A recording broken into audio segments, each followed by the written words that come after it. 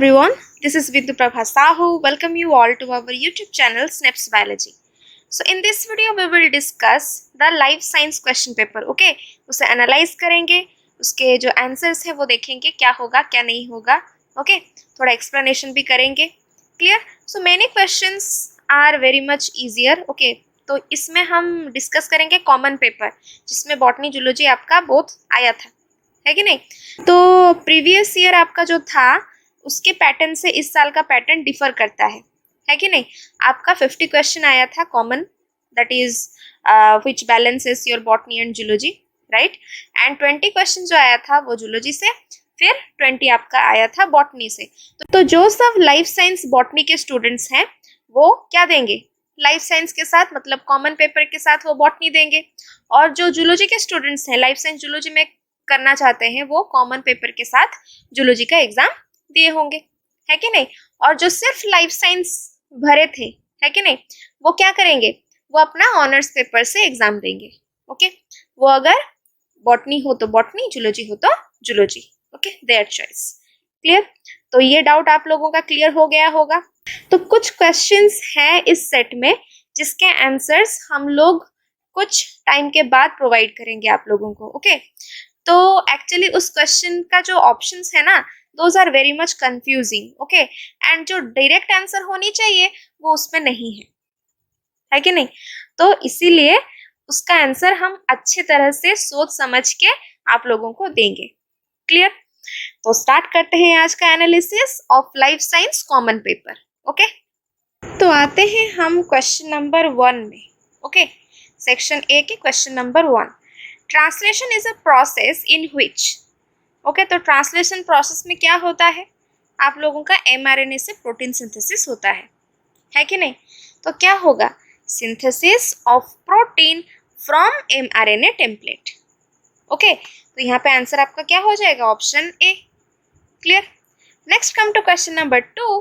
पॉलीसोम्स are. तो polysomes क्या है, mRNA molecule to which many ribosomes attach simultaneously. Okay, aggregation of ribosome, many ribosomes attach, but कहाँ पे attach होते हैं, in mRNA molecule. Okay, on the mRNA strand. Clear. तो option D हो जाएगा आपका सही answer. Next come to question number 3. Transcription occurs along a dash template forming an mRNA in the dash direction. Okay, तो transcription process में क्या होता है, आपका डीएनए से आरएनए सिंथेसिस होता है कि नहीं. तो इस प्रोसेस में आपका जो टेम्पलेट होता है, clear, that strand, the template strand is what, your 3 prime to 5 prime. Clear. And the process of transcription takes place in 5 prime to 3 prime direction. Understood. Clear. Template strand आपका होता है 3 prime to 5 prime. Clear. And process is taking from 5 prime to 3 prime. Clear. So option आपका B हो जाएगा. Next come to question number 4. The first mRNA codon to specify an amino acid is always क्या होता है, AUG. बहुत बार हम आपको बोल चुके हैं. AUG मतलब आपका किसके लिए वो कोड करता है, N formyl methionine. Okay, Fmet. तो AUG हो जाएगा. Next question number 5. The replication, during the replication of DNA, the synthesis of DNA on lagging strand takes place in segments, and these segments are called as what. Okay, दो तरह के strand होते हैं, जिस एक में कंटिन्यूस सिंथेसिस होता है और दूसरे में डिसकंटिन्यूस, राइट. तो जो डिसकंटिन्यूस सिंथेसिस होता है जिस स्ट्रैंड में, उसे हम क्या बोलते हैं, लैगिंग स्ट्रैंड बोलते हैं. और जो फ्रैगमेंट्स वहां पे बनते हैं उन्हें हम क्या बोलते हैं, ओकाजाकी फ्रैगमेंट्स हम बोलते हैं. ओके, तो यहाँ पे आपका आंसर हो जाएगा option C. Clear. Next question number 6. Unwinding of DNA is done by. Okay, तो देखो फर्स्ट आपका है, क्या है आपका, लाइगेज. क्लियर. तो लाइगेज का काम क्या है, it will join the breaks in the phosphodiester backbone of DNA, right. Next आपका helicase. Okay, helicase here will be the answer. It helps in unwinding of DNA.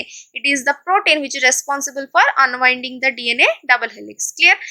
And the single stranded binding protein, that is the SSB protein. Okay, they attach to the freshly unwound strands of DNA and ensure that the strands do not anneal. Okay, तो ये हो गया helicase.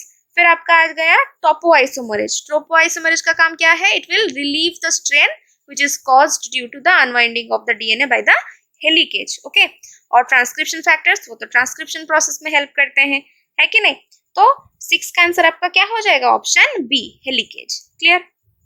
Now come to question number 7. Pairing of homologous chromosome can be seen during. Okay, direct question आपका है, homologous chromosome pairing होता है, synapses होता है, तो that takes place in the phase of zygotene. It is the substage of prophase 1 of what? Your meiosis 1. Clear. Next come to question number 8. In the cell cycle DNA synthesis takes place during. कौन से phase में DNA synthesis होता है? आपका S phase में होता है. Okay, so option C here is the correct answer. Next come to question number 9.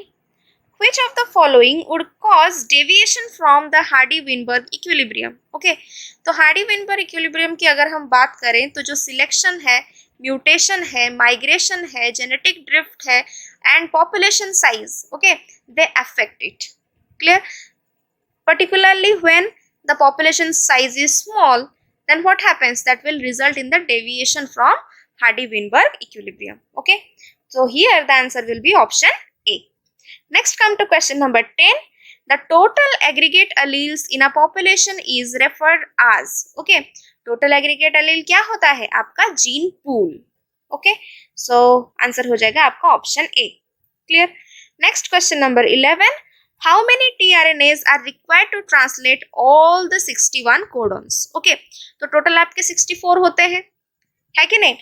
तो 64 में आपका जो 3 हो गए वो हो गया आपके stop codons.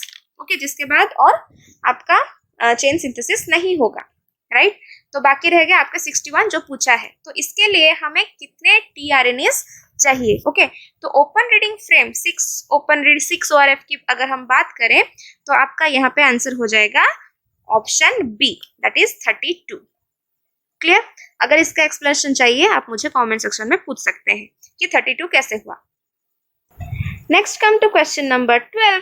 The genetic code translated the language of. Okay, तो जेनेटिक कोड वो कौन सा लैंग्वेज को ट्रांसलेट करेगा? आपका क्या होगा? ट्रांसलेशन का मतलब क्या है? Synthesis of protein from mRNA, right. So the nucleotide language of mRNA is translated into the amino acid language of protein. Clear. तो क्या होगा आपका आंसर? Option B, RNA to that of protein. Clear. Now come to question number 13. In which chromatography stationary phase is polar than mobile phase? Okay, तो इसका actual answer आपका होना चाहिए नॉर्मल फेज क्रोमाटोग्राफी, लेकिन वो आपके ऑप्शन में नहीं है. ओके, रिवर्स फेज क्रोमाटोग्राफी में क्या होता है कि your mobile phase is more polar than the stationary phase. Okay, उल्टा होता है. Clear. And normal phase chromatography में आपका stationary phase is polar than the mobile phase. Clear. फिर आपका जो बाकी 3 ऑप्शंस हो गए, ओके, तो वो कंडीशंस के ऊपर डिपेंड करते हैं, राइट. तो प्रैक्टिकली अगर हम देखें और अगर हम थियोरेटिकली देखें तो वो डिफर करते हैं. तो इसके वजह से हम इसका आंसर आपको कुछ पर्टिकुलर अभी बता नहीं पा रहे हैं, लेकिन हम कोशिश कर रहे हैं कि इसका सोल्यूशन जल्द से जल्द आपको निकाल के दें. ओके, तो do see the description box of this video. Okay, time by time हम लोग जब श्योर हो जाएंगे कि हाँ ये होगा आपका answer, then we will describe it. Okay, तो 13 का आंसर हम होल्ड पे रखते हैं. Okay, now come to question number 14. In 1500 into G. Okay, what does G represent in centrifugation? Okay, तो G आपका क्या होता है? आपका relative centrifugal force होता है. Clear? तो since we write into G, okay, or xg we say, here what G indicates? That centrifugal force is 1500 times greater than the gravitational force, earthly gravitational force. Okay, तो ये greater than होगा. Clear? Option A here is the correct answer. Next come to question number 15. Which of the following is used as media for density gradient centrifugation? Okay, तो density gradient centrifugation मतलब separating the molecules as per their density, right? तो जो फिकॉल होता है, okay, फिकॉल या फिर आप फाइकॉल भी बोल सकते हैं, It is a neutral, highly branched, high mass hydrophilic polysaccharide which can be used as a media for density gradient centrifugation. Okay, तो आपका यहाँ पे आंसर क्या हो जाएगा? Option A. Okay, now come to question number 16. The pH of buffer is determined by pH is equal to pKa plus log salt by acid. Okay, which is also known as the equation of. Okay, तो equation को हम क्या बोलते हैं? Henderson Hasselbalch equation. Okay, Henderson Hasselbalch. Next come to question number 17. Which of the following process requires membrane proteins? Okay, तो membrane protein आपका receptor mediated endocytosis के लिए जरूरत पड़ता है. Clear? It is a form of endocytosis in which your receptor proteins on the cell surface are used to capture a specific target molecule. Okay, इसे जो receptor mediated endocytosis होता है, we also call it as the clathrin mediated endocytosis. Okay, तो आपका option B correct answer हो जाएगा. Next, membrane fluidity of a lipid bilayer membrane depends upon, okay, chain length and degree of unsaturation of fatty acid, chain length of fatty acid only, degree of unsaturation of fatty acid only, या फिर glycoprotein content of membrane. Okay, तो थोड़ा explanation करते हैं इसे. जो membrane का fluidity होता है, ओके, जो लिपिड बाइलेयर, ओके, उसका जो fluidity, that depends upon its phospholipid composition. Okay, and also the nature of the hydrocarbon tail. Clear? तो अगर हाइड्रोकार्बन टेल की अगर हम बात करें, if the chain length is shorter, okay, then what happens? The tendency of the hydrocarbon tail to interact with one another and therefore increases the fluidity of the bilayer. Okay, lipid की अगर हम बात करें, okay, fatty acid जो दिया हुआ है, तो lipid containing unsaturated fatty acids that will increase the membrane fluidity. Why? Because the presence of double bonds will introduce kinks in the fatty acid chain, making them more difficult to pack together. Okay, तो degree of unsaturation and chain length, ये दोनों के ऊपर आपका lipid bilayer का membrane fluidity depend करता है. Okay, so option A here is the correct answer. Next come to question number 19. In enzyme kinetics Km implies, okay, Km क्या बताता है? तो Km क्या है? आपका माइकलिस कांस्टेंट है कि नहीं? तो that implies the substrate concentration at which the reaction rate is half of the maximum velocity. Okay, और मैक्सिमम वेलोसिटी को हम कैसे रिप्रेजेंट करते हैं? Vmax, है कि नहीं? तो यहाँ पे क्या होगा? आपका ऑप्शन ए हो जाएगा, the substrate concentration that gives 1/2 of Vmax. Okay, ये नहीं होगा, डी नहीं होगा, half of the substrate concentration required to achieve Vmax, नहीं, हाफ ऑफ Vmax होता है. Clear? Now come to question number 20. The overall 3-dimensional shape of a polypeptide is called what? Okay, क्या बोलेंगे हम इसे? टर्शियरी स्ट्रक्चर बोलेंगे. Tertiary structure is what? It is primarily due to the interaction between the alkyl groups of the amino acids which make up the protein. Okay, तो यहाँ पे आपका tertiary structure answer हो जाएगा. Next come to question number 21. Which one of the following biomolecules exhibit maximum fluidity? Okay, तो ये भी एक ऐसा क्वेश्चन है which is very much confusing. Clear? पर फिर भी हम आपको आंसर देंगे इसका. तो बेटर होगा आप यहाँ पे एंडोप्लाज्मिक रेटिकुलम आप देखें. ओके, अगर हम साइज की बात करते हैं, दो आंसर आपके हो सकते हैं, endoplasmic reticulum and thylakoid. Okay, पर हम एंडोप्लाज्मिक रेटिकुलम के साथ क्यों जाएंगे? Because of the rafts. Okay, generally which the biomembranes which have the rafts, okay, they show more fluidity than the biomembranes which do not have the rafts. Okay, clear? तो better होगा कि आप endoplasmic reticulum के साथ जाएं rather than your thylakoid. Clear? बहुत सारे ऐसे आर्टिकल्स प्रेजेंट हैं, गूगल में प्रेजेंट हैं, वो सिर्फ थाइलाकॉइड के फ्लूइडिटी के बारे में बोल रहे हैं, लेकिन कहीं पे नहीं लिखा है कि thylakoid has the maximum fluidity. Okay, तो बेटर होगा कि आप एंडोप्लाज्मिक रेटिकुलम के साथ जाएं. तो अगर ऑफिशियल आंसर की कुछ निकलता है तो वहां से हमें आंसर पता चल जाएगा सही क्या होगा. ओके, तो हमारे हिसाब से एंडोप्लाज्मिक रेटिकुलम होगा। Next come to question number 22. The glucose molecule is the building block to starch. Okay, तो स्टार्च के अगर हम मोनोमर्स की बात करें तो क्या होगा? ग्लूकोज होगा, राइट? तो वही रिलेशनशिप हम ये ऑप्शंस में देखेंगे। क्लियर? तो स्टेरॉइड इज टू लिपिड दिया है, तो लिपिड का मोनोमर क्या होता है? आपका फैटी एसिड होता है, राइट? फिर दिया है a protein is to an amino acid. Okay, ये उल्टा हो गया है, राइट? हम आपका जो प्रोटीन का होगा amino acid monomer, right? Next nucleic acid to a polypeptide. Polypeptide का क्या होता है? आपका अमाइनो एसिड होता है. Clear? Next a nucleotide to a nucleic acid and that is true. Okay, तो ऑप्शन डी आपका सही हो जाएगा. Next come to question number 23. A group of individuals of a plant or animal species inhabiting a given area is called. Okay, इसे हम बोलेंगे population. Clear? Community नहीं बोलेंगे. Community क्यों नहीं बोलेंगे? Community क्या होता है? A group of population of two or more different species which occupy the same geographical area at the same time. Right? तो यहाँ पे क्या हुआ है कि a particular plant, particular animal species और दिया हुआ है कि नहीं? तो ये हमारा पॉपुलेशन हो जाएगा, कम्युनिटी नहीं होगा. Next come to question number 24.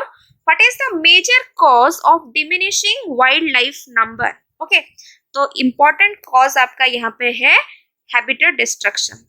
Okay, option C. Next come to question number 25. The symbol sigma in biostatistics indicate. Okay, तो ये आपका इंडिकेट करता है स्टैंडर्ड डेविएशन. क्लियर? तो पॉपुलेशन स्टैंडर्ड डेविएशन आपका पूरी तरह से सही आंसर होगा, डेविएशन नहीं होगा, population standard deviation. Okay, next come to question number 26. The average of the absolute values of the deviation from the mean is known as.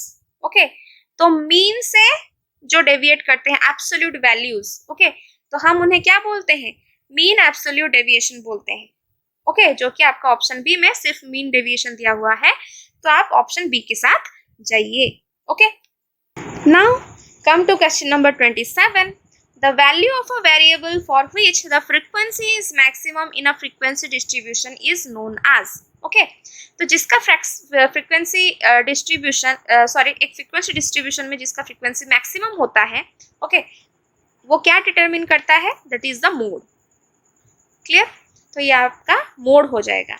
Next come to question number 28. In the set 2 4 3 4 5 4 6 5 the mode is. Okay, mode कैसे हम determine करते हैं? अभी पहले question में ही था, जिसका frequency higher होगा वो आपका हो जाएगा मोड. तो आपका 2 कितना है? 2 आपका कितना है? आपका 1 है. ओके, 4 आपका कितना है? 4 आपका कितना है? 3 है, राइट? फिर आपका 3 कितना है? 1 है. फिर 5 आपका कितना है? 2 है. ओके, 6 आपका कितना है? 1 है. देखो तो कैलकुलेट कर लो, कुछ छूट तो नहीं गया? 3 + 1 + 2 + 1 + 1 8. ओके, 1 2 3 4 5 6 7 8. ओके, सही है. तो सबसे ज्यादा रिपीटेशन किसका हुआ है? 4 का, राइट? तो आपका आंसर क्या हो जाएगा? 4. 4 is the mode. Clear? Next come to question number 29. The alternate form of a gene is known as what? क्या हम उन्हें बोलते हैं? अलील और व्हाट? योर अलीलोमॉर्फ्स. क्लियर? तो आपका क्या हो जाएगा? ऑप्शन डी आपका सही हो जाएगा. Clear? Next come to question number 30. The crossing of F1 to any of the parent is known as. Okay, any of the parent, तो ये हो गया आपका बैक क्रॉस. टेस्ट क्रॉस किसे बोलेंगे? कि अगर रिसेसिव होमोजाइगस रिसेसिव पेरेंट के साथ आपका F1 का क्रॉस हो. Okay, clear? Next come to question number 31. Homozygosity and heterozygosity of an individual can be determined by. Okay, क्या किससे डिटरमिन होता है? आपका टेस्ट क्रॉस से. Clear? Next come to question number 32. When the activity of one gene is suppressed by the activity of a non-allelic gene is known as what? Non-allelic interaction मतलब आपका यहाँ पे आता है एपिस्टेसिस. ओके, जो कि हमने लेक्चर वीडियो आपको प्रोवाइड किया था. Okay, next come to question number 33. Which term represents a pair of contrasting character? Okay, तो यहाँ पे आपका क्या हो जाएगा answer, allelomorphs. Okay, pair of contrasting character, heterozygous नहीं होगा, क्या होगा, allelomorphs. Clear. Now come to question number 34, in which cell organelle nucleic acid is not present. Okay, किसमें आपका न्यूक्लिक एसिड प्रेजेंट नहीं होता है, तो किसमें आपका नहीं होता है, आपका गोल्गी एपरेटस में। ओके, गोल्गी बॉडीज में आपका न्यूक्लिक एसिड नहीं होता है। क्लियर। आरएनए, आप आरएनए में अगर राइबोसोम की बात करेंगे उसे क्या बोलते हैं हम, राइबो न्यूक्लियोप्रोटीन बोलते हैं, है कि नहीं। और chloroplast and mitochondria, they are the semi autonomous organelles, right. Clear, they हम उन्हें cell within a cell बोलते हैं, they have their own genetic material, right.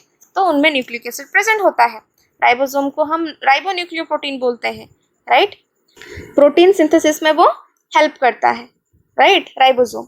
तो क्या हो जाएगा आपका यहाँ पे answer, option B, that is Golgi apparatus. Next come to question number 35, in mutational event when guanine is replaced by adenine it is a case of. Okay, तो अगर purine आपको प्यूरिन को या फिर पिरिमिडिन को रिप्लेस करता है तो इसे हम क्या बोलते हैं, ट्रांजिशन बोलते हैं। अगर प्यूरिन पिरिमिडिन को रिप्लेस करे या फिर पिरिमिडिन प्यूरिन को रिप्लेस करे उसे हम ट्रांसवर्सन बोलते हैं, है कि नहीं।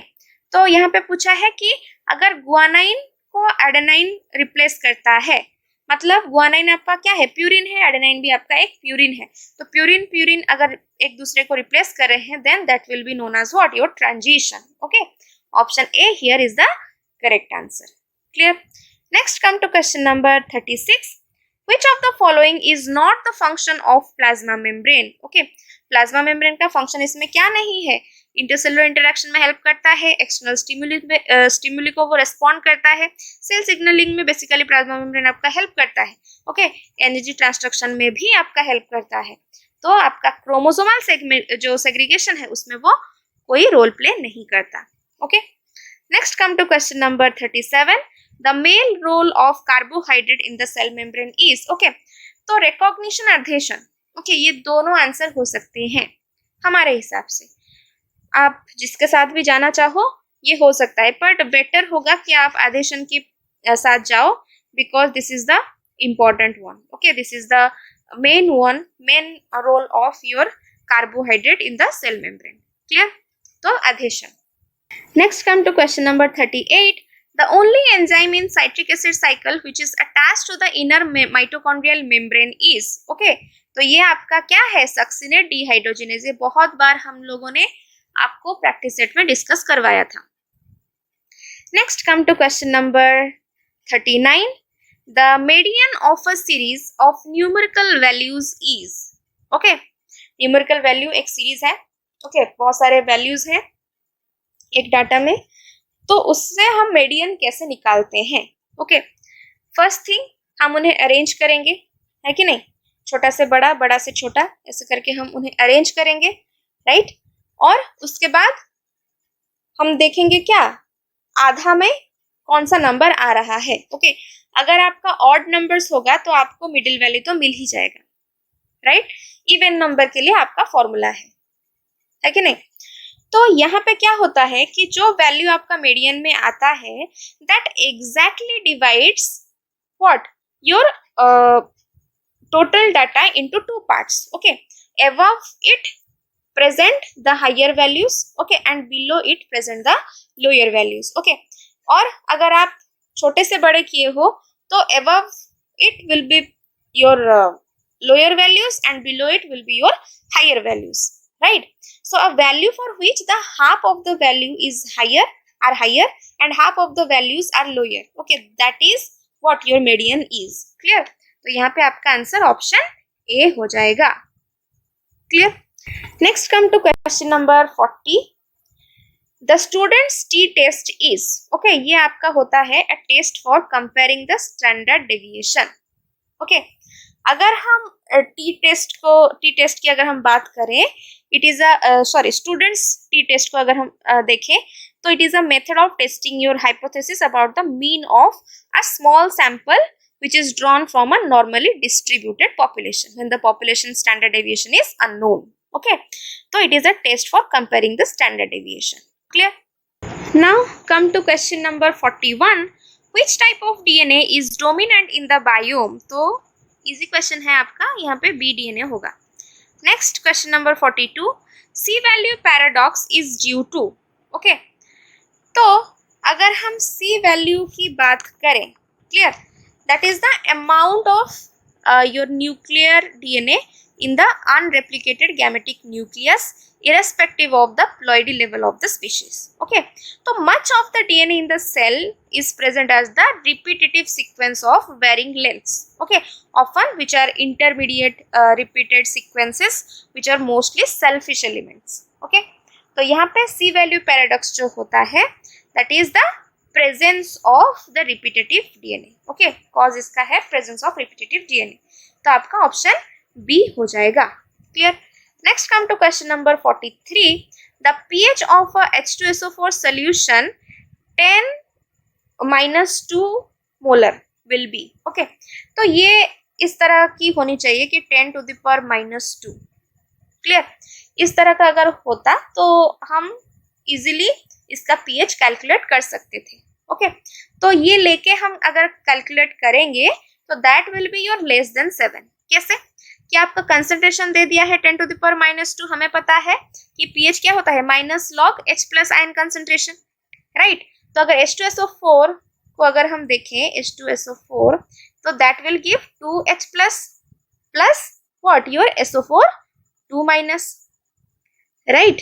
तो अगर हम pH इसका कैलकुलेट करेंगे तो क्या होगा, माइनस लॉग आपका 2 इंटू 10⁻².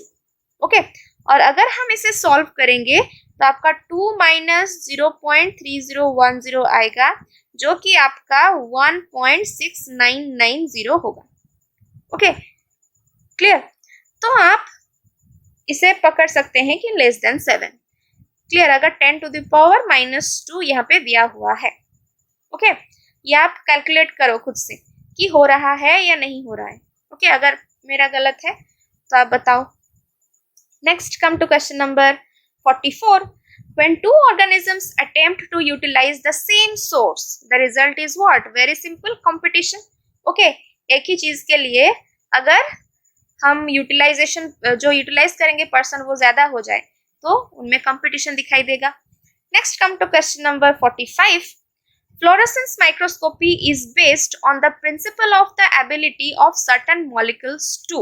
ओके, तो अगर फ्लोरेसेंस माइक्रोस्कोपी की अगर हम बात करें then it absorbs light at a given wavelength. Okay, particular wavelength की लाइट को वो एब्जॉर्ब करेगा.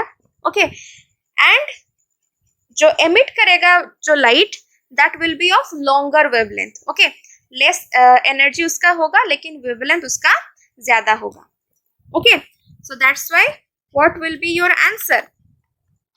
The illuminated light is of shorter wavelength and high energy and emitted light is of what? Your larger wavelength, low energy. मतलब option C आपका हो जाएगा. क्लियर. Option C यहाँ पे करेक्ट आंसर होगा. Next, the characteristic that all lipids have in common is. Okay, तो common characteristics lipid का क्या है?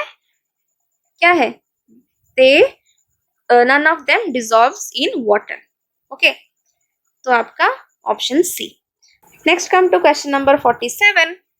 A beaker is containing 100 ml of 200 mm phosphate buffer of pH 7.5. Okay, if you add 15 ml of 100 mm pH phosphate buffer of pH 7.5, then the pH value of the buffer will be. Okay, तो buffer आपका क्या करता है, वो pH value को maintain करके रखता है कि नहीं, वो चेंज होने नहीं देता, right.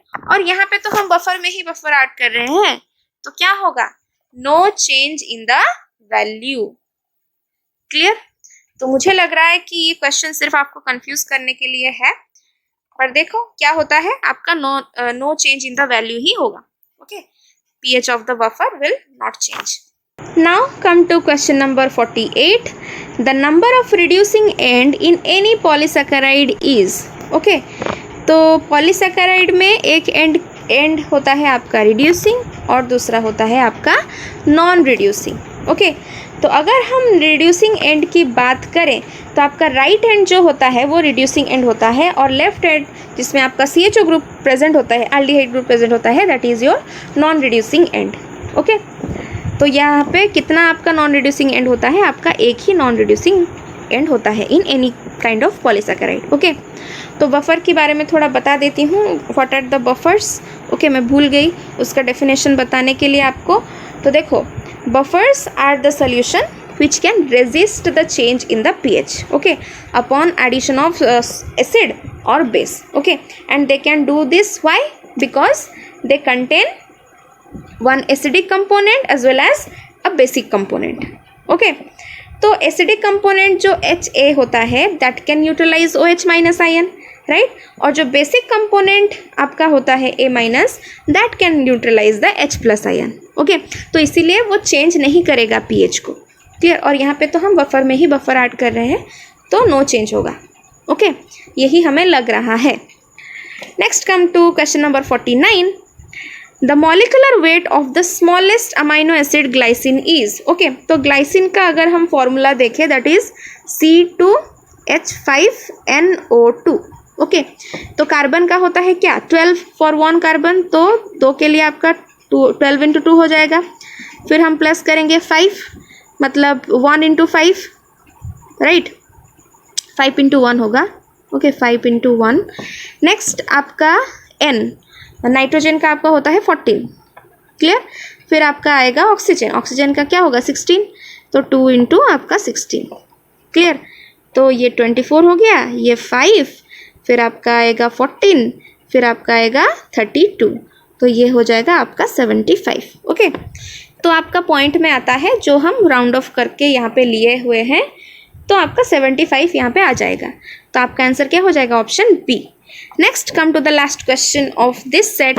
The concentration of distilled water generally used in a laboratory is. Okay, तो उसका कंसंट्रेशन होता है 55.55 मोलर। ओके, तो यहाँ पे आपका आंसर हो जाएगा ऑप्शन ए। तो ये हो गया आपका कॉमन पेपर का डिस्कशन। ओके, और भी आपका 40 क्वेश्चंस है कि नहीं? जूलॉजी का 20 है, बॉटनी का 20 है, सेक्शन बी सेक्शन सी में, तो वो हम नेक्स्ट वीडियो में डिस्कस करेंगे। तो तब तक हमारे साथ बने रहिए, हमारे चैनल को सब्सक्राइब कीजिए, और अगर अभी तक आपने वो बेल आइकन को नहीं दबाया है तो दबा दीजिए। ओके, क्योंकि उसी बेल आइकन की वजह से आप लोगों को नोटिफिकेशन आता है। Okay, and another thing, join us on Telegram. Your mock test is going to happen your tomorrow, so do participate. Clear, mock test of botany. Clear, हम लोग कोशिश कर रहे हैं कि आपको जल्दी से जल्दी वो मॉक टेस्ट आपको प्रोवाइड करें। तो अगर हो सकता है तो हम कल आप लोगों को सुबह वो आपको दे देंगे। ओके, देने के आपको 1-2 घंटे पहले हम लोग आपको बता देंगे, ताकि पिछली बार की तरह कोई प्रॉब्लम ना हो। ओके, तो मिलते हैं आप लोगों से नेक्स्ट वीडियो में with your zoology and botany set. Okay, containing 20 questions each. तो तब तक हमारे साथ बने रहिए and take care of your selves. Thank you.